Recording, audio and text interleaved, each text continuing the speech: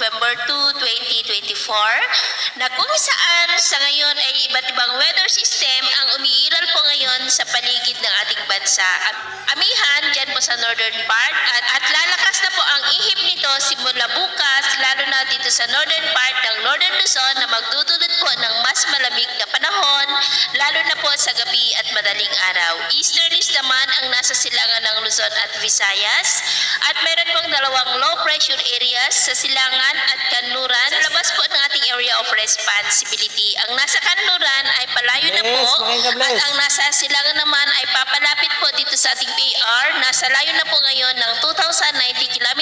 east ng Davao Region at posibleng sa Lunes ay makapasok na po yan dito sa ating area of responsibility, kaya patuloy natin nababantayan yan dahil nananatili pa rin nabanta po dito sa ating bansa hanggang sa hindi nalulusaw, posibleng hihina dahil sa inaasahan na paglakas ng amihan o kaya naman po ay itutulak ng amihan pababa at ang susunod na bagyo ay tatawagin po sa local name na Bagyong Mars. At sa ating long range forecast, maliban sa sama ng panahon na ating binabantayan sa labas ng PAR ay posible po ang dalawang potensyal na sama ng panahon na mabubuo dyan sa may Pacific Ocean sa silangan. Ang development rin nito ang ating babantayan at ayon sa pag-asa ay posible ang dalawa muli na banta ng bagyo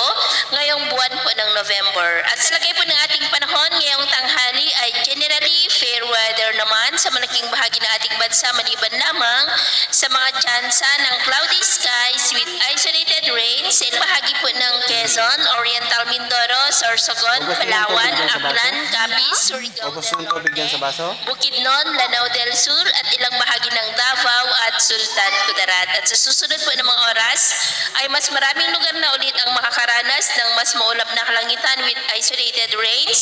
lalo na po sa may Mindanao, Western Visayas, ilang bahagi ng Mimaropa, Quezon at silangang bahagi ng Cagayan. Kaya kung lalabas po tayo sa ating mga tahanan ay ugaliin lamang po natin lagi ang magdala ng kahit na nung panangga natin sa init ng araw at proteksyon na rin po sa mga biglaang buhos ng ulan. Sa atin naman pong mga baybayin, wala na po tayong nakataas na namang gale warning signals, pero bayong mag-ingat lamang po kung papalaot tayo para mas makaiwas sa mga sakunang pangkaragatan.